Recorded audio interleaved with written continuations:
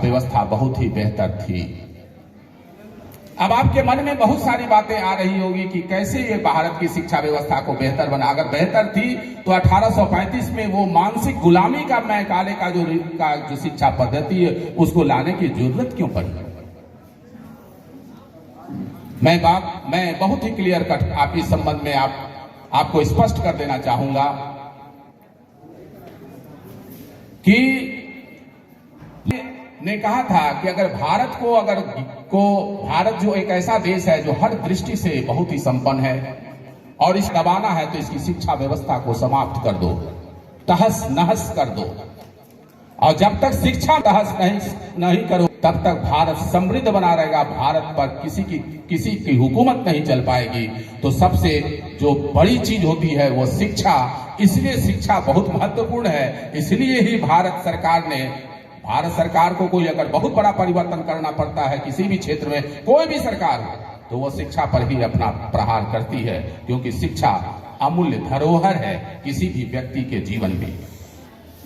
मैं आपको यह बता दूं कि लॉर्ड मैकाले कह रहा है कि भारत की शिक्षा व्यवस्था, भारत में उस समय करीब 100% साक्षरता दर थी। करीब वो दक्षिण के लिए कहता है कि 100% साक्षरता थी, पश्चिम के लिए कहता है 98% थी, पूरब के लिए कहता है 87% थी।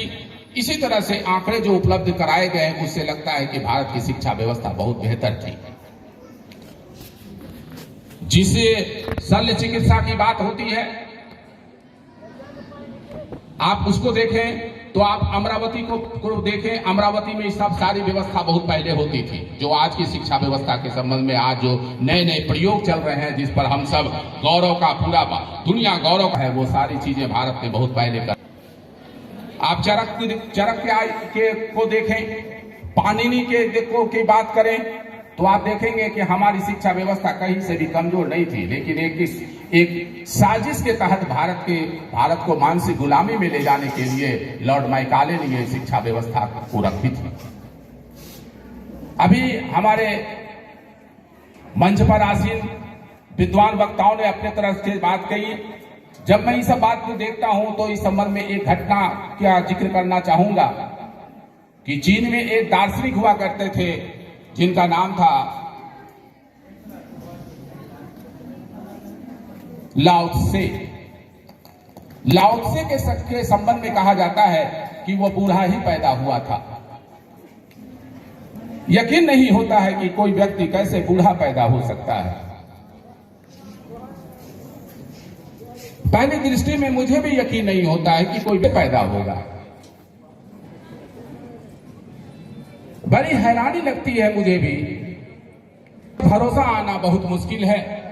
लेकिन मैं जब भारत के लोगों को देखता हूं और भारत के इन नौजवानों को देखता हूं तो मुझे लाओ त्से की उस कहानी को पर विश्वास होने लगता है कि सचमुच में भारत के लोग, भारत के जो युवा है वो बूढ़ा ही पैदा होते हैं।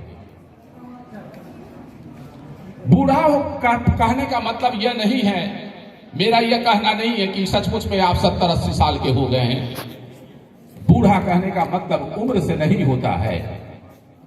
बूढ़ा का मतलब यह होता है कि आपका शरीर तो जवान है लेकिन आत्मा आपकी बूढ़ी हो चुकी है।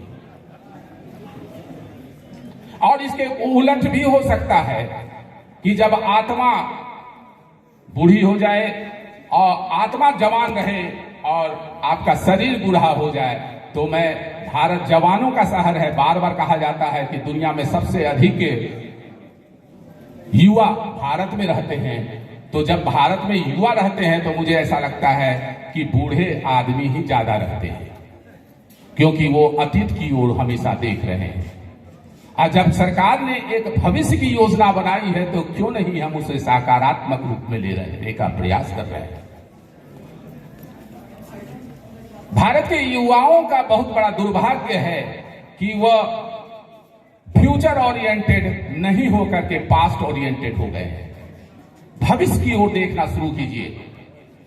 जो देश भविष्य की ओर नहीं देखता वह बूढ़ा देश है।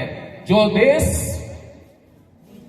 भविष्य की ओर, सिर्फ भविष्य की ओर देखता है वही वास्तव में जवान देश है और भारत को जवान बनाना है, उसे बूढ़ा नहीं बनाना है।